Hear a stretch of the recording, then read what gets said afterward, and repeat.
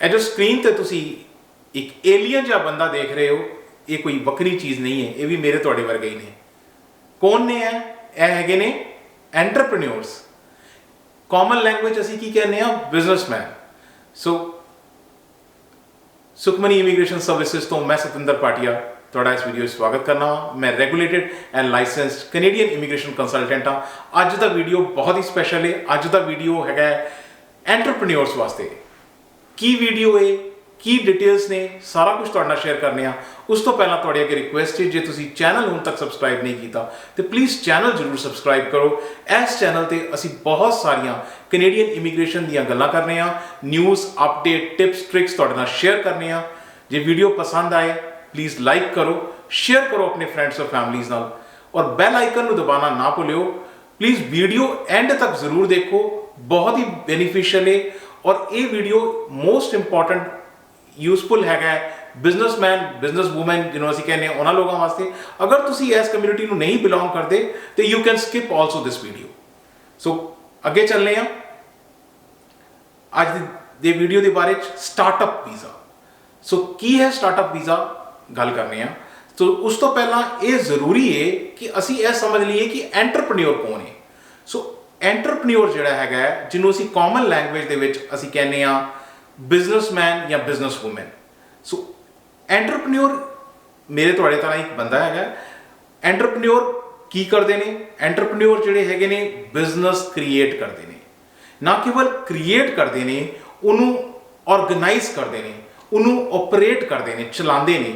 ਔਰ ਐਂਟਰਪ੍ਰੀਨਿਓਰ ਜਿਹੜੇ ਨੇ ਉਹੀ ਹੈਗੇ ਨੇ ਜਿਹੜੇ ਰਿਸਕ ਲੈ ਕੇ ਇਹ ਸੋਚਦੇ ਨੇ ਕਿ ਨਹੀਂ ਮੈਂ ਰਿਸਕ ਲੈਣਾ, ਮੈਂ ਕੰਮ ਸ਼ੁਰੂ ਕਰਨਾ। ਰਿਸਕ ਲੈਂਦੇ ਨੇ।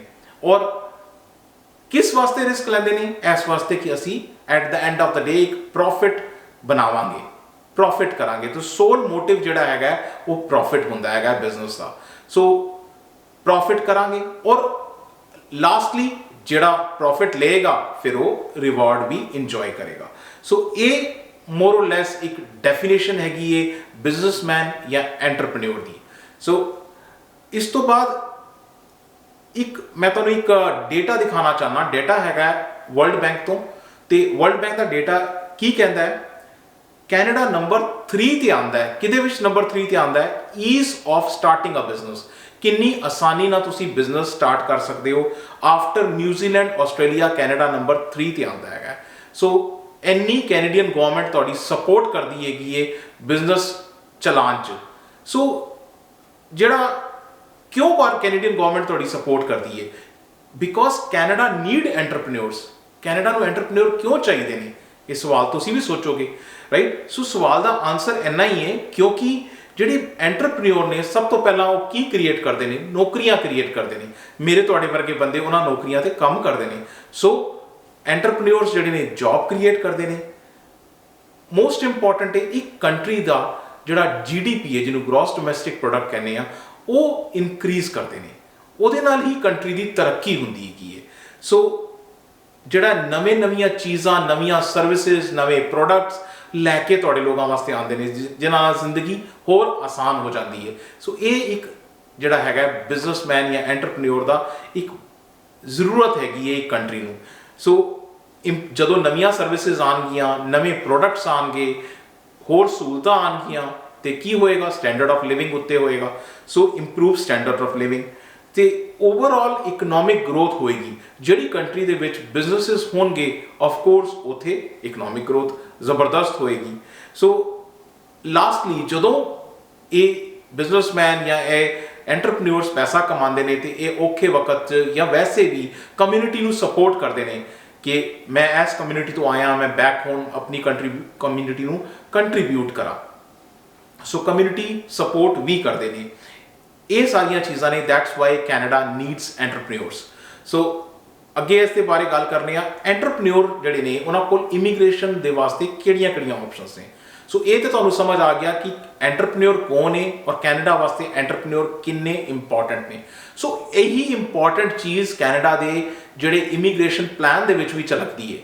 ਕਿਉਂ ਝਲਕਦੀ ਹੈ? ਕਿਉਂਕਿ ਤੁਸੀਂ ਖੁਦ ਇਹ ਦੇਖ ਸਕਦੇ ਹੋ ਕਿ ਜਿਹੜਾ ਕੈਨੇਡਾ ਦੇ ਇਮੀਗ੍ਰੇਸ਼ਨ ਆਪਸ਼ਨਸ ਨੇ, ਅਗਰ ਅਸੀਂ ਦੇਖੀਏ ਤੇ ਬਿਜ਼ਨਸ ਕੈਟੇਗਰੀ ਦੇ ਵਿੱਚ ਦੋਨੋਂ ਲੈਵਲ ਤੇ ਨੇ। ਕਿਹੜੇ ਦੋਨੋਂ ਲੈਵਲ ਹੈਗੇ ਨੇ ਜੀ? ਇੱਕ ਹੈਗਾ ਤੁਹਾਡਾ ਫੈਡਰਲ ਲੈਵਲ ਤੇ ਦੂਜਾ ਹੈਗਾ ਤੁਹਾਡਾ ਪ੍ਰੋਵਿੰਸ਼ੀਅਲ ਲੈਵਲ। ਸੋ ਫੈਡਰਲ ਲੈਵਲ ਜਾਂ ਪ੍ਰੋਵਿੰਸ਼ੀਅਲ ਜਾਂ ਟੈਰੀਟੋਰੀਅਲ ਲੈਵਲ, ਕੈਨੇਡਾ ਦੇ ਵਿੱਚ 10 ਪ੍ਰੋਵਿੰਸਸ ਨੇ ਤੇ 3 ਟੈਰੀਟਰੀਜ਼ ਨੇ। ਸੋ ਆਲਮੋਸਟ ਹਰ ਪ੍ਰੋਵਿੰਸ, ਹਰ ਟੈਰੀਟਰੀ ਦੇ ਲੈਵਲ ਤੇ ਇੱਕ ਨਾ ਇੱਕ ਬਿਜ਼ਨਸ ਪ੍ਰੋਗਰਾਮ ਹੈ। ਕਈ ਪ੍ਰੋਵਿੰਸਸ 'ਚ ਇੱਕ ਤੋਂ ਜ਼ਿਆਦਾ ਨੇ, ਲੇਕਿਨ ਹਰ ਪ੍ਰੋਵਿੰਸ 'ਚ ਮਿਨੀਮਮ ਇੱਕ ਪ੍ਰੋਗਰਾਮ ਤੇ ਹੈ ਹੀ ਹੈ। ਸੋ ਅੱਜ ਅਸੀਂ ਜਿਹੜੀ ਗੱਲ ਕਰ ਰਹੇ ਹਾਂ ਉਹ ਪ੍ਰੋਵਿੰਸ਼ੀਅਲ ਜਾਂ ਟੈਰੀਟੋਰੀਅਲ ਲੈਵਲ ਤੇ ਜਿਹੜੇ ਨੇ ਉਹਨਾਂ ਦੀ ਗੱਲ ਨਹੀਂ ਕਰ ਰਹੇ। ਅੱਜ ਮੈਂ ਫੈਡਰਲ ਲੈਵਲ ਦੇ ਪ੍ਰੋਗਰਾਮ ਦੀ ਗੱਲ ਕਰ ਰਿਹਾ, ਜਿਹੜਾ ਕਿ ਫੈਡਰਲ ਲੈਵਲ ਦੇ ਪ੍ਰੋਗਰਾਮ ਹੈਗਾ। ਅੱਜ ਉਸ ਪ੍ਰੋਗਰਾਮ ਦੀ ਗੱਲ ਕਰ ਰਹੇ ਹਾਂ। ਉਸ ਪ੍ਰੋਗਰਾਮ ਦਾ ਨਾਮ ਹੈ ਸਟਾਰਟਅਪ ਵੀਜ਼ਾ। ਸੋ ਪਹਿਲੇ ਹੋਰ ਵੀ ਪ੍ਰੋਗਰਾਮ ਹੋਇਆ ਕਰਦੇ ਸੀ, ਅੱਜ ਦੀ ਡੇਟ ਵਿੱਚ ਫੈਡਰਲ ਲੈਵਲ ਤੇ ਸਿਰਫ ਇੱਕੋ ਹੀ ਪ੍ਰੋਗਰਾਮ ਹੈ, ਉਹ ਹੈ ਸਟਾਰਟਅਪ ਵੀਜ਼ਾ। ਸੋ ਇਹਦੇ ਇਲਾਵਾ 12-13 ਪ੍ਰੋਗਰਾਮ ਜਿਹੜੇ ਮੈਂ ਤੁਹਾਨੂੰ ਦੱਸੇ ਕਿ ਪ੍ਰੋਵਿੰਸ ਜਾਂ ਟੈਰੀਟਰੀ ਲੈਵਲ ਤੇ ਨੇ, ਲੇਕਿਨ ਅੱਜ ਅਸੀਂ ਉਹਦੀ ਗੱਲ ਨਹੀਂ ਕਰ ਰਹੇ। ਅੱਜ ਸਿਰਫ ਇੱਕੋ ਪ੍ਰੋਗਰਾਮ ਦੀ ਗੱਲ ਕਰ ਰਹੇ ਹਾਂ ਜੋ ਕਿ ਹੈਗਾ ਫੈਡਰਲ ਲੈਵਲ ਤੇ। ਸੋ ਸ਼ੁਰੂ ਕਰਨੇ ਆ ਸਟਾਰਟਅਪ ਵੀਜ਼ਾ। ਸੋ ਸਟਾਰਟਅਪ ਵੀਜ਼ਾ ਜੋ ਕਿ ਇੱਕ ਫੈਡਰਲ ਲੈਵਲ ਤੇ ਪ੍ਰੋਗਰਾਮ ਹੈ, ਇੱਕ ਰਸਤਾ ਹੈ, ਇੱਕ ਜ਼ਰੀਆ ਹੈ ਕਿਹਦੇ ਵਾਸਤੇ? ਬਿਜ਼ਨਸਮੈਨ ਵਾਸਤੇ ਕੈਨੇਡਾ ਇਮੀਗ੍ਰੇਟ ਕਰਨ ਦਾ, ਪੀਆਰ ਆਉਣ ਦਾ, ਪੱਕੇ ਤੌਰ ਤੇ ਪੀਆਰ ਆਉਣ ਦਾ ਇੱਕ ਰਸਤਾ ਹੈ। ਔਰ ਜਿਹੜਾ ਇਮੀਗ੍ਰੇਟ ਕਰਦੇ ਨੇ ਐਂਟਰਪ੍ਰੀਨਿਓਰਸ, ਉਹਨਾਂ ਨੂੰ ਕੀ ਕਰਨਾ ਹੈ? ਨਵਾਂ ਬਿਜ਼ਨਸ ਸ਼ੁਰੂ ਕਰਨਾ ਹੈ। ਕਿਸ ਤਰ੍ਹਾਂ ਦਾ ਨਵਾਂ ਬਿਜ਼ਨਸ ਸ਼ੁਰੂ ਕਰਨਾ ਹੈ, ਇਹ ਬੜਾ ਇੰਪੋਰਟੈਂਟ ਹੈ।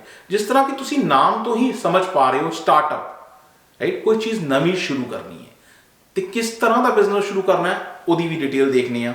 ਸੋ ਉਹ ਜਿਹੜਾ ਬਿਜ਼ਨਸ ਸ਼ੁਰੂ ਕਰਨਾ ਹੈ ਉਹ ਡੈਮੋਨਸਟ੍ਰੇਟ ਕਰਨਾ ਚਾਹੀਦਾ। ਕੀ ਡੈਮੋਨਸਟ੍ਰੇਟ ਕਰਨਾ ਚਾਹੀਦਾ? ਕੁਛ ਨਾ ਕੁਛ ਇਨੋਵੇਟਿਵ ਹੋਣਾ ਚਾਹੀਦਾ। ਕੋਈ ਨਵਾਂ ਪ੍ਰੋਡਕਟ, ਕੋਈ ਨਵੀਂ ਸਰਵਿਸ ਜਿਹੜੀ ਹਜੇ ਤੱਕ ਨਹੀਂ ਅਵੇਲੇਬਲ ਜਾਂ ਅਵੇਲੇਬਲ ਹੈਗੀ ਹੈ ਤੇ ਉਸ ਤੋਂ ਬਹੁਤ ਬਿਹਤਰੀਨ ਫਾਰਮ 'ਚ ਅਵੇਲੇਬਲ ਕਰਨਾ। ਸੋ ਇਹ ਇਨੋਵੇਟਿਵ। ਸੋ ਕੈਨੇਡਾ ਕਾਫੀ ਸਟ੍ਰੈਸ ਦਿੰਦਾ ਹੈਗਾ ਸਟੈਮ ਤੇ। ਸਟੈਮ ਹੈਗਾ science, technology, engineering and mathematics.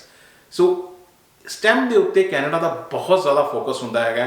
ਸੋ ਇਸੇ ਕਰਕੇ ਅਗਰ ਕੋਈ ਇਸ ਰਿਲੇਟਡ, ਕੋਈ ਸਾਇੰਸ, ਟੈਕਨੋਲੋਜੀ, ਇੰਜੀਨੀਅਰਿੰਗ ਦੇ ਰਿਲੇਟਡ ਕੁਝ ਵੀ, ਕੋਈ ਵੀ ਐਸਾ ਕੋਈ ਤੁਸੀਂ ਪ੍ਰੋਡਕਟ ਜਾਂ ਸਰਵਿਸਿਜ਼ ਲੈ ਕੇ ਆਉਂਦੇ ਹੋ ਤੇ ਬਹੁਤ ਜ਼ਿਆਦਾ ਉਹਦਾ ਵੈਲਿਊ ਬਣਦੀ ਹੈਗੀ ਹੈ। ਸੋ ਇਹਦੇ ਇਲਾਵਾ ਜਿਹੜਾ ਹੈਗਾ ਉਹ ਬਿਜ਼ਨਸ ਜਿਹੜਾ ਹੈ ਨਾ ਕਿ ਖਾਲੀ ਇਨੋਵੇਟਿਵ ਹੋਵੇ, ਕੈਨੇਡੀਅਨਸ ਵਾਸਤੇ ਜੌਬ ਕ੍ਰੀਏਟ ਕਰੇ। ਔਰ ਨਾ ਕੇਵਲ ਜੌਬ ਬਲਕਿ ਉਹ ਗਲੋਬਲ ਲੈਵਲ ਤੇ ਤੁਸੀਂ ਕੰਪੀਟ ਕਰਨ ਜੋਗੇ ਹੋਵੋ। ਐਸਾ ਨਹੀਂ ਹੈ ਕਿ ਖਾਲੀ ਕੈਨੇਡਾ ਲੈਵਲ ਤੇ ਕੰਪੀਟ ਕਰਨ ਜੋਗੇ, ਕਿਉਂਕਿ ਤੁਸੀਂ ਅੱਜ ਦੀ ਡੇਟ ਵਿੱਚ ਪ੍ਰੋਡਕਟ ਜਿਹੜਾ ਖਾਲੀ ਕੈਨੇਡਾ 'ਚ ਨਹੀਂ ਵੇਚਣਾ। ਜੇ ਤੁਸੀਂ ਬਿਜ਼ਨਸ ਨੂੰ ਵਧਾਉਣਾ ਹੈ ਤਾਂ ਤੁਸੀਂ ਪ੍ਰੋਡਕਟ ਗਲੋਬਲੀ ਵੀ ਵੇਚ ਸਕਦੇ ਹੋ। ਤੁਹਾਡੇ ਕੋਲ ਇੰਨੀ ਕੈਪੈਸਿਟੀ ਹੋਵੇ ਕਿ ਤੁਸੀਂ ਗਲੋਬਲ ਲੈਵਲ ਤੇ ਕੰਪੀਟ ਕਰ ਸਕੋ। ਸੋ ਇਹ ਇਸ ਤਰੀਕੇ ਦਾ ਬਿਜ਼ਨਸ ਤੁਸੀਂ ਸ਼ੁਰੂ ਕਰਨਾ ਹੈ ਤੇ ਤੁਹਾਡੇ ਦਿਮਾਗ 'ਚ ਕੋਈ ਬਿਜ਼ਨਸ ਆਈਡੀਆ ਹੈ ਤੇ ਡੈਫੀਨੇਟਲੀ ਉਹ ਤੁਸੀਂ ਆਈਡੀਆ ਕਿਸ ਤਰ੍ਹਾਂ ਲੈ ਕੇ ਆਉਣਾ ਹੈ ਉਹ ਮੈਂ ਤੁਹਾਨੂੰ ਅੱਗੇ ਦੱਸਣਾ ਵਾ। ਸੋ ਸਟਾਰਟਅਪ ਵੀਜ਼ਾ ਦੀਆਂ ਜਿਹੜੀਆਂ ਕੈਂਡੀਡੇਟ ਦੀਆਂ ਰਿਕੁਆਇਰਮੈਂਟ ਨੇ, ਸੋ ਬਿਲਕੁਲ ਸਿੰਪਲ 4 ਰਿਕੁਆਇਰਮੈਂਟ ਨੇ। ਆਪਾਂ ਇੱਕ ਇੱਕ ਕਰਕੇ ਸਾਰੀਆਂ ਰਿਕੁਆਇਰਮੈਂਟਸ ਦੇਖਾਂਗੇ। ਸੋ 4 ਰਿਕੁਆਇਰਮੈਂਟਸ ਨੇ, ਡਿਟੇਲ ਦੇ ਵਿੱਚ ਉਹਨਾਂ ਰਿਕੁਆਇਰਮੈਂਟ ਨੂੰ ਵੀ ਸਮਝਾਂਗੇ। ਸੋ ਪਹਿਲੀ ਰਿਕੁਆਇਰਮੈਂਟ ਦੀ ਗੱਲ ਕਰੀਏ, letter of support. Letter of support ਕਿਹਨੇ ਦੇਣਾ ਹੈ? ਲੈਟਰ ਆਫ ਸਪੋਰਟ ਕੀ ਹੁੰਦਾ ਹੈ? ਮੈਂ ਤੁਹਾਡੇ ਨਾਲ ਸਾਰੀ ਗੱਲ ਕਰਨਾ ਅੱਗੇ ਚੱਲ ਕੇ। ਸੋ ਕੁਆਲੀਫਾਈਂਗ ਬਿਜ਼ਨਸ ਆਈਡੀਆ, ਕਿਸ ਤਰ੍ਹਾਂ ਦਾ ਆਈਡੀਆ? ਕੁਆਲੀਫਾਈਂਗ ਬਿਜ਼ਨਸ ਆਈਡੀਆ ਉਹ ਕੀ ਹੈਗਾ? ਜਿਸ ਤਰ੍ਹਾਂ ਕਿ ਮੈਂ ਤੁਹਾਨੂੰ ਦੱਸਿਆ, ਬਿਜ਼ਨਸ ਇਨੋਵੇਟਿਵ ਹੋਣਾ ਚਾਹੀਦਾ ਹੈ, ਬਿਜ਼ਨਸ ਨਵਾਂ ਯੂਨੀਕ ਹੋਣਾ ਚਾਹੀਦਾ ਹੈ ਤੇ ਜਾਂ ਕੋਈ ਇੰਪਰੂਵਡ ਸਰਵਿਸ ਜਾਂ ਬਿਜ਼ਨਸ ਤੁਹਾਨੂੰ ਆਈਡੀਆ ਤੁਹਾਡੇ ਕੋਲ ਹੋਣਾ ਚਾਹੀਦਾ ਹੈ। ਸੋ ਇਹਨਾਂ ਦੋ ਚੀਜ਼ਾਂ ਦੇ ਇਲਾਵਾ ਤੀਜੀ ਚੀਜ਼ ਜਿਹੜੀ ਹੈਗੀ ਹੈ ਉਹ ਹੈਗਾ ਜੀ ਸੈਟਲਮੈਂਟ ਫੰਡ। ਹੁਣ ਸੈਟਲਮੈਂਟ ਫੰਡ ਕੀ ਹੈ ਔਰ ਕਿੰਨਾ ਹੈਗਾ ਮੈਂ ਤੁਹਾਨੂੰ ਅੱਗੇ ਚੱਲ ਕੇ ਦੱਸਣਾ ਵਾ। ਉਹਦੇ ਇਲਾਵਾ ਹੈਗਾ ਜੀ, ਔਰ ਇਹ ਉਹ ਚੀਜ਼ ਹੈ ਜਿਹਦੇ ਬਗੈਰ ਕਹਿੰਦੇ ਨਾ ਕਿ ਤੁਸੀਂ ਕੈਨੇਡਾ ਆਉਣਾ ਬਹੁਤ ਮੁਸ਼ਕਿਲ ਹੈ, ਸੇ ਉਹ ਹੈਗੀ ਹੈ ਜੀ ਲੈਂਗੁਏਜ ਟੈਸਟ। ਸੋ ਇਹਦਾ ਕੋਈ ਛੁਟਕਾਰਾ ਨਹੀਂ ਹੈ, ਲੈਂਗੁਏਜ ਟੈਸਟ ਤੇ ਦੇਣਾ ਪਏਗਾ। ਸੋ ਲੈਂਗੁਏਜ ਟੈਸਟ ਜਿਹਨੂੰ ਕਿ ਅਸੀਂ ਅਮੂਮਨ ਤੌਰ ਤੇ ਅਸੀਂ ਆਇਲਟਸ ਕਹਿੰਦੇ ਆ, ਵੈਸੇ ਹੋਰ ਵੀ ਲੈਂਗੁਏਜ ਟੈਸਟ ਹੈਗੇ ਨੇ। ਸੋ ਅੱਗੇ ਚੱਲ ਕੇ ਇਹਦੀ ਵੀ ਗੱਲ ਕਰਨੀ ਆ। ਸੋ ਇਹ 4 ਰਿਕੁਆਇਰਮੈਂਟਸ ਨੇ, letter of support, qualifying business idea, settlement fund and language test. ਇਹ 4 ਰਿਕੁਆਇਰਮੈਂਟਸ ਨੇ ਜਿਹੜੀਆਂ ਕਿ ਕੈਂਡੀਡੇਟ ਦੇ ਪੱਖੋਂ, ਜੋ ਵੀ ਕੈਂਡੀਡੇਟ ਹੈਗਾ, ਐਂਟਰਪ੍ਰੀਨਿਓਰ ਜਿਹੜਾ ਕੈਂਡੀਡੇਟ ਹੈਗਾ, ਉਹਦੇ ਪੱਖੋਂ ਇਹ ਪੂਰੀਆਂ ਹੋਣੀਆਂ ਚਾਹੀਦੀਆਂ ਨੇ। ਸੋ ਹੁਣ ਇੱਕ ਇੱਕ ਕਰਕੇ ਗੱਲ ਕਰਨੇ ਆ। ਬਹੁਤ ਜ਼ਰੂਰੀ ਹੈ ਲੈਟਰ ਆਫ ਜਿਹੜਾ ਸਪੋਰਟ ਹੈ ਉਹਨੂੰ ਸਮਝਣ ਤੋਂ ਪਹਿਲਾਂ ਬਹੁਤ ਜ਼ਰੂਰੀ ਹੈ ਕਿ ਡੈਜ਼ਿਗਨੇਟਿਡ ਆਰਗੇਨਾਈਜੇਸ਼ਨ ਨੂੰ ਸਮਝ ਦਿੱਤਾ ਜਾਏ। ਸੋ ਡੈਜ਼ਿਗਨੇਟਿਡ ਆਰਗੇਨਾਈਜੇਸ਼ਨ ਕੌਣ ਹੈਗੀਆਂ ਨੇ, ਕਿਹੜੀਆਂ ਨੇ designated organisations? Designated organisations basically group ਹੈਗਾ, ਬਿਜ਼ਨਸ ਗਰੁੱਪਸ ਹੈਗੇ ਨੇ ਜਿਹੜੇ ਕਿ ਗਵਰਨਮੈਂਟ ਦੀ ਤਰਫੋਂ ਅਪਰੂਵਡ ਨੇ।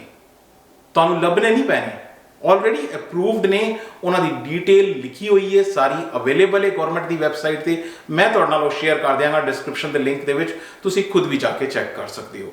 So already approved business groups ने, उन्होंने तुसीं कॉन्टैक्ट करना है।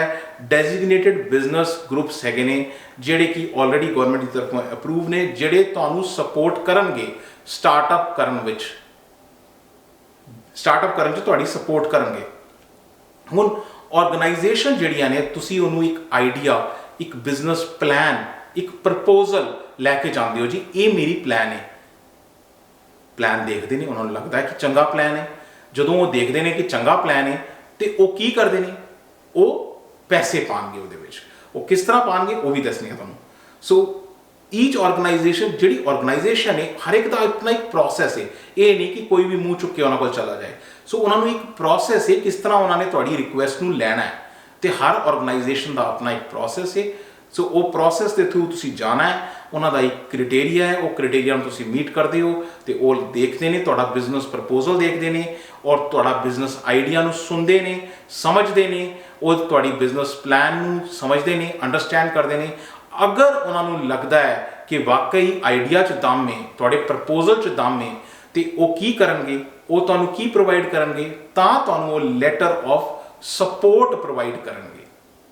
वो लैटर ऑफ सपोर्ट तुहानूं मिलेगा और जिहड़ा गवर्नमेंट है, IRCC है, उन्होंने की देंगे, उन्होंने देंगे कमिटमेंट सर्टिफिकेट। सो तुहाडे कोल चला जाएगा लैटर ऑफ सपोर्ट, ते गवर्नमेंट को चला जाएगा कमिटमेंट सर्टिफिकेट। सो गवर्नमेंट नूं भी पता लग जाएगा कि ये जिहड़ी बिजनेस ग्रुप है, यह बिजनेस ग्रुप इस पर्टिकुलर बंदे की सपोर्ट कर रहा है।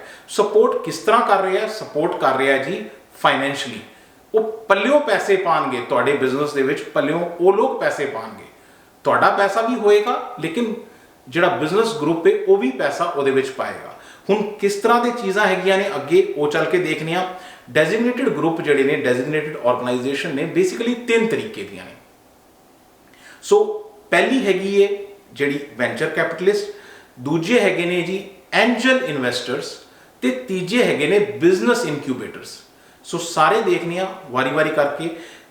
वेंचर कैपिटलिस्ट जिहड़े ने, हुण उन्होंने तुहाडे कोल कोई बिजनेस आइडिया है, तो वेंचर कैपिटलिस्ट की लिस्ट जिहड़ी है अवेलेबल है गवर्नमेंट की वैबसाइट पर। कोई घबराने की लोड़ नहीं, तुसीं आराम नाल जाके उही जिहड़े group of venture capitalist government ने अप्रूव किए हुए हैं तुहाडे कोल अवेलेबल ने। वो 2 लाख रुपए तक, 2 लाख रुपया नहीं सॉरी, 2 लाख कैनेडियन डॉलर तक, 2 लाख कैनेडियन डॉलर तक वो इन्वेस्ट करनगे इहदे विच। सो 2 लाख कैनेडियन डॉलर तक वो इन्वेस्ट कर देंगे ने तुहाडे आइडिया दे विच, राइट। हुण ये जिहड़े ने दो लोग भी मिलके हो सकते हैं, 2 वेंचर कैपिटलिस्ट भी हो सकते हैं, कल्ला भी हो सकता है, या फिर दूजा ऑप्शन है एंजल इंक। तो एंजल जिहड़े हैगे ने, एंजल इन्वेस्टर्स, वो 75,000 तक वो करेंगे, 75,000 कैनेडियन डॉलर्स वो इन्वेस्ट करेंगे। तो तीजा है जी बिजनेस इनक्यूबेटर्स। बिजनेस इनक्यूबेटर जिहड़े ने एक प्रोग्राम रन करते हैं और ये यूनिवर्सिटी ऑफ टोरंटो है, यॉर्क यूनिवर्सिटी है, इत्थे बिजनेस डेवलपमेंट कॉरपोरेशंस ने वो रन कर दियां ने। पूरी लिस्ट अवेलेबल है। सो अगेन तुसी पूरी लिस्ट, वो तुहानूं पैसे नहीं इन्वेस्ट करनगे तुहाडी चीज़ च, बट तुहानूं अपने प्रोग्राम च एक्सैप्ट कर लैणगे। सो ये 3 तरह दियां ऑर्गेनाइजेशन ने, जिहदे विचों वेंचर कैपिटलिस्ट ने 2 लाख कैनेडियन डॉलर तक, दूजी जिहड़ी हैगे ने एंजल इन्वेस्टर ने 75,000 कैनेडियन डॉलर तक, तीजे जिहड़े हैगे ने बिजनेस इनक्यूबेटर ने, वो जिहड़े ने तुहानूं अपने प्रोग्राम च एक्सैप्ट कर लैंदे ने। ये 3 चीज़ां हैगियां ने, 3 तरह दियां डेजिग्नेटेड ऑर्गेनाइजेशन ने। हुण जिहड़ियां डेजिग्नेटेड ऑर्गेनाइजेशन ते समझ आ गई लैटर ऑफ सपोर्ट। हुण ये लैटर ऑफ सपोर्ट जिहड़ा है ऑर्गेनाइजेशन देंदी है, लैटर ऑफ सपोर्ट यदि मैं तुहानूं जिस तरह की दस्सिया है कि गवर्नमेंट की वैबसाइट है, गवर्नमेंट की वैबसाइट पर सारियां डिटेल्स अवेलेबल ने। मैं लिंक तुहाडे नाल डिस्क्रिप्शन भी शेयर कर देंगा, तुसीं खुद भी जाके देख सकते हो। ये गवर्नमेंट की वैबसाइट तो लैटर ऑफ सपोर्ट का और डेजिग्नेटेड ऑर्गेनाइजेशन का स्क्रीनशॉट है, तुसीं खुद भी यह सारियां डिटेल्स चैक कर सकते हो। सो अगे गल करने दूजी चीज़। हुण लैटर ऑफ सपोर्ट तुहानूं समझ आ गया कि लैटर ऑफ सपोर्ट की है। सो साड़ियां 4 रिक्वायरमेंट सी कैंडीडेट दियां letter of support, qualifying business. ਹੁਣ ਕੁਆਲੀਫਾਈਂਗ ਬਿਜ਼ਨਸ ਦੀ ਗੱਲ ਕਰ ਲੈਂਦੇ ਹਾਂ। ਸੋ ਕੁਆਲੀਫਾਈਂਗ ਬਿਜ਼ਨਸ ਜਿਹੜਾ ਹੈਗਾ, ਬਿਜ਼ਨਸ ਜਿਹੜਾ ਕ੍ਰੀਏਟ ਕੀਤਾ ਜਾਂਦਾ ਹੈ ਜਿਹੜੀਆਂ ਫੋਲੋਇੰਗ ਰਿਕੁਆਇਰਮੈਂਟਸ ਨੂੰ ਮੀਟ ਕਰੇ। ਸੋ ਦੋ ਟਾਈਮ ਦੀ ਰਿਕੁਆਇਰਮੈਂਟ ਹੋਣਗੀਆਂ, ਇੱਕ ਉਸ ਵਕਤ ਜਦੋਂ ਤੁਸੀਂ ਬਿਜ਼ਨਸ ਸਟਾਰਟ ਕਰ ਰਹੇ ਹੋ, ਇੱਕ ਉਸ ਵਕਤ ਜਦੋਂ ਤੁਸੀਂ PR ਹਾਸਿਲ ਕਰੋਗੇ, ਰਾਈਟ। ਜਦੋਂ ਤੁਸੀਂ ਕਮਿਟਮੈਂਟ ਲਿੱਤਾ, ਕਮਿਟਮੈਂਟ ਡੈਜ਼ਿਗਨੇਟਿਡ ਆਰਗੇਨਾਈਜੇਸ਼ਨ ਤੋਂ ਲਿੱਤਾ ਕਿ ਹਾਂ ਬਈ ਅਸੀਂ ਤੁਹਾਡੇ ਬਿਜ਼ਨਸ ਪ੍ਰਪੋਜ਼ਲ 'ਚ ਪੈਸੇ ਪਾਵਾਂਗੇ, ਜਦੋਂ ਤੁਸੀਂ ਉਹਨਾਂ ਕੋਲੋਂ ਕਮਿਟਮੈਂਟ ਲਿੱਤਾ ਕਿ ਹਾਂ ਅਸੀਂ ਤੁਹਾਡੇ ਬਿਜ਼ਨਸ ਪ੍ਰਪੋਜ਼ਲ 'ਚ ਪੈਸੇ ਪਾਵਾਂਗੇ, ਉਸ ਕਮਿਟਮੈਂਟ ਲੈਟਰ ਦੇ ਟਾਈਮ ਤੇ, ਉਸ ਕਮਿਟਮੈਂਟ ਦੇ ਟਾਈਮ ਤੇ ਤੁਹਾਡਾ ਕੀ ਕੁਆਲੀਫਿਕੇਸ਼ਨ ਹੋਣੀ ਚਾਹੀਦੀ ਹੈ। ਅੱਛਾ, ਹੁਣ ਖਾਲੀ ਇਹਦੇ 'ਚ ਇਹ ਨਹੀਂ ਹੈ ਕਿ ਤੁਸੀਂ ਇਕੱਲੇ ਹੀ ਹੋ। ਮੰਨ ਲਓ ਤੁਹਾਡੇ ਨਾਲ, ਤੁਸੀਂ ਕਿਸੇ ਹੋਮ ਕੰਟਰੀ 'ਚ ਹੋ, ਤੁਹਾਡੇ ਨਾਲ ਦੋ ਪਾਰਟਨਰਸ ਨੇ, ਤੁਹਾਡੇ ਦੋਨਾਂ ਦੇ ਪਾਰਟਨਰਸ ਦੇ ਦਿਮਾਗ 'ਚ ਆਉਂਦਾ ਆਈਡੀਆ, ਤੁਸੀਂ ਦੋਵੇਂ ਵੀ ਆ ਸਕਦੇ ਹੋ, ਇਕੱਲੇ ਇੱਕ ਦੇ ਲੋੜ ਨਹੀਂ ਹੈਗੀ। ਸੋ ਪਾਰਟਨਰਸ ਵੀ ਜੁਆਇੰਟਲੀ ਆ ਸਕਦੇ ਨੇ, ਉਹ ਜੁਆਇੰਟਲੀ ਸਟਾਰਟ ਕਰ ਸਕਦੇ ਨੇ। ਤੁਸੀਂ ਹੋਮ ਕੰਟਰੀ ਤੋਂ ਵੀ ਪਾਰਟਨਰ ਲਿਆ ਸਕਦੇ ਹੋ, ਰਾਈਟ। ਸੋ ਅਗਰ ਗੱਲ ਕਰੀਏ ਤੇ 5 ਲੋਕ ਜਿਹੜੇ ਨੇ ਇਸ ਬਿਜ਼ਨਸ ਨੂੰ ਓਨ ਕਰ ਸਕਦੇ ਨੇ। 5 ਪਰਸਨਸ ਓਨ ਕਰ ਸਕਦੇ ਨੇ ਬਿਜ਼ਨਸ ਨੂੰ। ਜਿਹੜਾ ਈਚ ਐਪਲੀਕੈਂਟ ਹੈ ਉਹਦੇ ਕੋਲ 10% ਜਿਹੜੇ ਨੇ ਉਹਦੇ ਕੋਲ ਵੋਟਿੰਗ ਰਾਈਟਸ ਹੋਣੇ ਚਾਹੀਦੇ ਨੇ, 10% ਸ਼ੇਅਰਸ ਹੋਣੇ ਚਾਹੀਦੇ ਨੇ ਉਸ ਕਾਰਪੋਰੇਸ਼ਨ ਦੇ। ਜਾਂ ਫਿਰ ਇਹਦੇ ਇਲਾਵਾ ਜਿਹੜੀ ਦੂਜੀ ਗੱਲ ਹੁੰਦੀ ਹੈਗੀ ਹੈ, ਐਪਲੀਕੈਂਟ ਔਰ ਡੈਜ਼ਿਗਨੇਟਿਡ ਆਰਗੇਨਾਈਜੇਸ਼ਨ ਜੁਆਇੰਟਲੀ ਜਿਹੜੇ ਨੇ ਉਹਨਾਂ ਕੋਲ 50% ਵੋਟਿੰਗ ਰਾਈਟਸ ਹੋਣੇ ਚਾਹੀਦੇ ਨੇ ਜਿਹੜੇ ਉਸ ਨਾਲ ਆਰਗੇਨਾਈਜੇਸ਼ਨ ਦੇ ਨਾਲ ਅਟੈਚਡ ਨੇ। So applicant and designated organisation jointly hold 50% of voting rights, ਜਿਹੜੇ ਉਹਦੇ ਸ਼ੇਅਰਸ ਨੇ ਉਸ ਕੰਪਨੀ ਦੇ।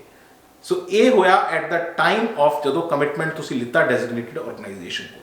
ਹੁਣ ਦੂਜਾ ਜਿਹੜੀ ਜਗ੍ਹਾ ਹੈਗੀ ਹੈ ਕੁਆਲੀਫਾਈਂਗ ਬਿਜ਼ਨਸ ਦੇ ਅੰਡਰ ਹੀ, ਜਦੋਂ at the time when you receive your permanent residence, ਜਦੋਂ ਤੁਹਾਨੂੰ ਪਰਮਾਨੈਂਟ ਰੈਜ਼ੀਡੈਂਸ ਮਿਲਣ ਲੱਗੀ ਹੈ, ਉਸ ਦੇ ਟਾਈਮ ਤੇ ਤੁਸੀਂ ਇਹ ਧਿਆਨ ਰੱਖਣਾ ਹੈ ਕਿ ਤੁਹਾਡਾ ਜਿਹੜਾ ਪ੍ਰੋਵਾਈਡ ਆਨਗੋਇੰਗ ਜਿਹੜੀ ਤੁਸੀਂ ਮੈਨੇਜਮੈਂਟ ਸਪੋਰਟ ਤੁਸੀਂ ਬਿਜ਼ਨਸ ਨੂੰ ਤੁਸੀਂ ਪ੍ਰੋਵਾਈਡ ਕਰ ਰਹੇ ਹੋ ਵਿਦਿਨ ਕੈਨੇਡਾ, ਤੁਸੀਂ ਪ੍ਰੋਵਾਈਡ ਕਰ ਰਹੇ ਹੋ।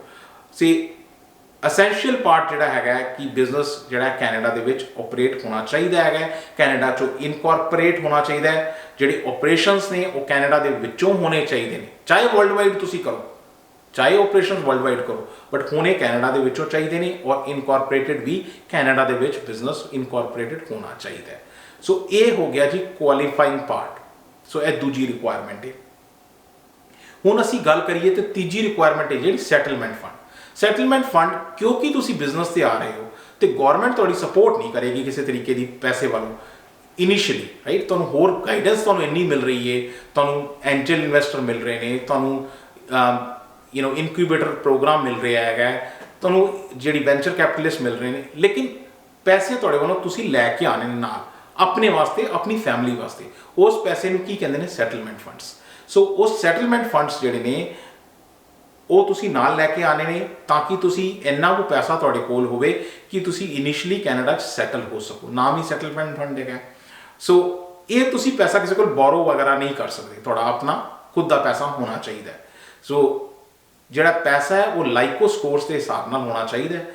ਸੋ ਲੋ ਇਨਕਮ ਕੱਟ ਆਫ ਕਹਿੰਦੇ ਨੇ। ਸੋ ਲਾਈਕੋ ਸਕੋਰਸ, ਕਈ ਵਾਰੀ ਲੋਕ ਕਨਫਿਊਜ਼ ਹੋ ਜਾਂਦੇ ਨੇ ਇਸ ਚੀਜ਼ ਦੇ ਉੱਤੇ। ਲਾਈਕੋ ਸਕੋਰਸ ਜਿਹੜਾ ਹੈਗਾ ਉਹ ਹੁੰਦਾ ਹੈ ਕਿ ਤੁਹਾਡੇ ਘਰ ਦੇ ਵਿੱਚ ਬੰਦੇ ਕਿੰਨੇ ਨੇ, ਤੁਹਾਡੇ ਨਾਲ ਕਿੰਨੇ ਬੰਦੇ ਆ ਰਹੇ ਨੇ, ਫੈਮਿਲੀ ਮੈਂਬਰਸ ਕਿੰਨੇ ਨੇ। ਸੋ ਮੰਨ ਲਓ ਮੈਂ ਇਕੱਲਾ ਆ ਰਿਹਾ ਹਾਂ, ਰਾਈਟ। ਸੋ ਮੇਰੇ ਵਾਸਤੇ ਲਾਈਕੋ ਸਕੋਰ ਘੱਟ ਹੋਏਗਾ, 2 ਹੋਣਗੇ। ਮੈਨੂੰ ਸੈਟਲਮੈਂਟ ਫੰਡ ਜ਼ਿਆਦਾ ਦੀ ਲੋੜ ਹੈ, 3 ਹੋਣਗੇ ਹੋਰ ਜ਼ਿਆਦਾ ਦੀ ਲੋੜ ਹੈ। ਬੱਚੇ 2 ਬੱਚੇ ਨੇ, 4 ਹੋ ਗਏ। ਤੇ ਕਈ ਵਾਰੀ ਇਹ ਵੀ ਕੁਐਸਚਨ ਪੁੱਟ ਅਪ ਕੀਤਾ ਜਾਂਦਾ ਜੀ ਮੈਂ ਤੇ ਮੇਰੇ ਨਾਲ ਜਿਹੜਾ ਇੱਕ ਬੱਚਾ ਆ ਹੀ ਨਹੀਂ ਰਿਹਾ, ਉਹ ਪਿੱਛੇ ਬੈਕ ਹੋਮ ਕੰਟਰੀ 'ਚ, ਤਾਂ ਵੀ ਉਹਦਾ ਕਾਊਂਟ ਹੋਏਗਾ, ਤਾਂ ਵੀ ਉਹਦਾ ਕਾਊਂਟ ਹੋਏਗਾ। ਸੋ ਇਹ ਲਾਈਕੋ ਟੇਬਲ ਹੈ। ਲਾਈਕੋ ਟੇਬਲ ਦੇ ਹਿਸਾਬ ਨਾਲ ਅਗਰ ਅਸੀਂ ਦੇਖੀਏ, ਮੰਨ ਲਓ 3 ਜਣੇ ਆਉਂਦੇ ਨੇ ਤੇ 20,222 ਕੈਨੇਡੀਅਨ ਡਾਲਰ ਜਿਹੜੇ ਨੇ ਉਹ ਚਾਹੀਦੇ ਨੇ, 3 ਹਸਬੈਂਡ ਵਾਈਫ ਤੇ ਇੱਕ ਬੱਚਾ ਜਿਵੇਂ ਆਉਂਦੇ ਨੇ। ਸੋ ਇਸੇ ਤਰ੍ਹਾਂ ਡਿਪੈਂਡ ਕਰਦਾ ਹੈ ਕਿ ਕਿੰਨੇ ਮੈਂਬਰਸ ਆ ਰਹੇ ਨੇ, ਉਹਦੇ ਹਿਸਾਬ ਨਾਲ ਸੈਟਲਮੈਂਟ ਫੰਡ ਹੈਗਾ। ਅੱਗੇ ਅਗਰ ਗੱਲ ਕਰੀਏ ਜੀ ਚੌਥੀ ਰਿਕੁਆਇਰਮੈਂਟ, ਜੋ ਕਿ ਥੋੜਾ ਜਿਹਾ ਸਭ ਨੂੰ ਡਰ ਲੱਗਦਾ ਉਸ ਤੋਂ, ਉਹ ਹੈਗੀ ਹੈ ਲੈਂਗੁਏਜ ਟੈਸਟ। ਬਾਕੀ ਡਰਨ ਦੀ ਕੋਈ ਗੱਲ ਨਹੀਂ, ਇਟਸ ਨਾਟ ਦੈਟ ਟਫ, ਕਿਉਂਕਿ ਜਿਹੜਾ ਸਕੋਰ ਚਾਹੀਦਾ, ਬੈਂਡ ਜਿਹੜੇ ਚਾਹੀਦੇ ਨੇ ਉਹ ਬਹੁਤ ਹੀ ਥੋੜੇ ਨੇ। ਸੋ ਕਿੰਨਾ ਬੈਂਡ ਚਾਹੀਦਾ ਉਹ ਦੇਖਨੇ ਆ। ਲੈਂਗੁਏਜ ਟੈਸਟ ਦੇ ਵਿੱਚ ਤੁਹਾਨੂੰ ਚਾਹੀਦਾ ਜੀ ਸਿਰਫ 5 ਦਾ CLB, Canadian language benchmark, CLB ਕਹਿੰਦੇ ਨੇ। ਉਹ ਕਿੰਨਾ ਚਾਹੀਦਾ? 5 ਚਾਹੀਦਾ ਤੁਹਾਨੂੰ। ਰਿਜ਼ਲਟਸ ਜਿਹੜੇ ਨੇ 2 ਸਾਲ ਤੋਂ ਪੁਰਾਣੇ ਨਹੀਂ ਹੋਣੇ ਚਾਹੀਦੇ। ਔਰ ਇਹ ਟੈਸਟ ਚਾਹੇ ਤੁਸੀਂ ਇੰਗਲਿਸ਼ 'ਚ ਦਿਓ ਚਾਹੇ ਫਰੈਂਚ 'ਚ ਦਿਓ, ਇੰਗਲਿਸ਼ ਵੀ ਇੰਗਲਿਸ਼ ਦੇ ਵਿੱਚ ਜਿਹੜੇ ਨੇ 2 ਤਰ੍ਹਾਂ ਦੇ ਟੈਸਟ ਅਵੇਲੇਬਲ ਨੇ, ਤੁਹਾਨੂੰ ਪਤਾ ਹੀ ਹੈ, ਸੈਲਪਿਪ ਔਰ ਆਇਲਸ। ਸੋ ਸੈਲਪਿਪ ਜਿਹੜਾ ਹੈਗਾ ਉਹਦਾ ਅਗਰ 5 ਇਹਦਾ ਮਤਲਬ ਸਭ 'ਚ 5 ਹੋਣੇ ਚਾਹੀਦੇ ਨੇ। ਲੇਕਿਨ जे आईलैट्स देंदे हो तो आईलैट्स दे विच तुहाडे कोल स्पीकिंग च 5, लिसनिंग च 5, रीडिंग च अगर तुहाडे सिर्फ 4 भी आ जाते हैं वो भी काफ़ी ने, राइटिंग च 5। सो ये जिहड़ा हैगा टेबल है, सो सॉरी एक बार तुहानूं फिर दिखा देनी है, यह टेबल हैगा, यह टेबल के हिसाब नाल आईलैट्स के स्कोर 5, 5, 4 ते 5। सो अगे गल करने हैं, जिस तरह कि मैं तुहानूं दसदा कि तुहाडे कोल हुण ये रिक्वायरमेंट्स तुसीं मीट करतियां, एप्लीकेशन पाती, राइट, तो उस तो बाद गवर्नमेंट तुहानूं की दे सकती है, शॉर्ट टर्म वर्क परमिट भी दे सकती है कि तुसीं कोई गल नहीं, हुण तुसीं रिक्वायरमेंट मीट करदे हो, तुसीं कैनेडा आओ, काम शुरू करो, जब तक तुहाडा PR आंदा है तां तक तुसीं शॉर्ट टर्म वर्क परमिट ते भी काम कर सकते हो। गवर्नमेंट की तरफों यह शॉर्ट टर्म वर्क परमिट तुहानूं मिलता है।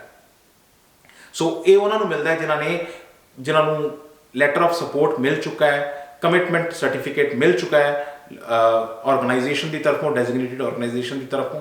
उन्होंने कहते हैं कोई गल नहीं, हुण तुहानूं लैटर ऑफ सपोर्ट भी मिल गया है, कमिटमेंट सर्टिफिकेट भी पहुँच चुका है, तो तुसीं अपना काम शुरू करो। सो काम वो शुरू करन, जब तक कि PR आंदा है तां तक तुसीं काम शुरू करो।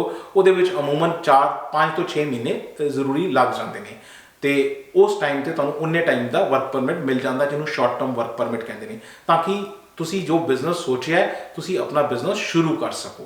सो वर्क परमिट लैन वास्ते एप्लीकेंट नूं की दिखाना पैंदा है, letter of support, commitment certificate जिहड़ा डेजिग्नेटेड ऑर्गेनाइजेशन तो, प्लस उन्होंने यह दिखाना पैंदा है कि उहदे कोल सफिशिएंट लाइको स्कोर हैगा, जिहड़ा लाइको उहदे कोल पैसे हैगे ने इन्ने कि सैटलमेंट फंड्स वास्ते कि वो आ सके अपनी फैमिली दे नाल। सो एक चीज़ दिखाने नाल उन्होंने वर्क परमिट मिल जाता है। वर्क परमिट लैके वो कैनेडा आके काम शुरू कर सकता है एंटरप्रेन्योर। सो हुण लास्ट इंपॉर्टेंट सवाल है, ओके, हुण फी भी दस दो। सो गवर्नमेंट फी कितनी है वो देख लैंदे आ।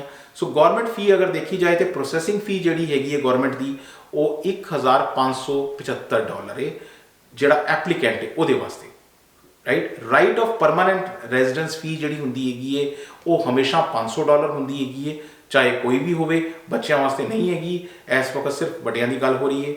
सो स्पाउस वास्ते प्रोसैसिंग फी घट हैगी है, वो हैगी है $825, तो परमानेंट रेजिडेंस फी सेम हुंदी है $500। जे बच्चे ने तो उन्होंने जिहड़ी हैगी है $225 कैनेडियन जिहड़ी है वो प्रोसैसिंग फी हैगी है।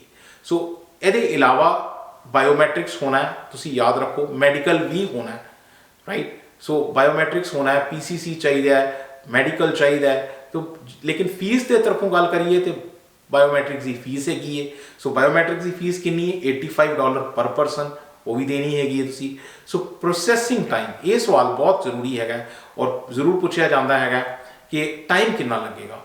टाइम 12 तो 16 महीने लग जाते हैं इस प्रोसैस के। सो हाँ, तुसी पहला आ जाते हो ऑबवियसली, लेकिन PR आने तक का 12 तो 16 महीने का टाइम है। तुसी पहला भी आ जाते हो, जे तुहानूं शॉर्ट टर्म वर्क परमिट मिलता तो तुसी आके इत्थे काम शुरू कर सकते हो। सो कुछ एक सवाल कई बार मेरे को पूछे जाते हैं, मान लो मैं इत्थे आके कैनेडा दे बिजनेस स्टार्ट किया तो मेरा मान लो बिजनेस ना चलिया, बिजनेस फेल हो गया, तो मेरी PR भी चली जाएगी? नहीं, तुहाडी PR ते कोई इंपैक्ट नहीं पेगा। बिजनेस चलना या ना चलना तुहाडी मेहनत और उस भगवान की जिहड़ी इच्छा के उत्ते डिपेंडेंट है। बाकी PR ते फर्क नहीं पेगा। PR जो तुहानूं मिली है तो वो उंज ही रहेगी, तो बिजनेस तुहाडा अगर नहीं भी चलता then also it won't impact PR। होर भी कोई सवाल तुहानूं इस तरह का, कोई भी इस तरह का रिलेटेड इस तो या कोई भी वीज़ा या इमीग्रेशन टॉपिक तो रिलेटेड कुछ भी होवे, you can call our office. साडा ऑफिस जो है ब्रैम्पटन दे विच हैगा और ईमेल और फोन नंबर्स इत्थे तुहाडे नाल शेयर ने। वंस अगेन, जे तुसी चैनल हुण तक सबसक्राइब नहीं किया तो प्लीज़ चैनल जरूर सबसक्राइब करो। So thank you very much for watching the video. Thank you.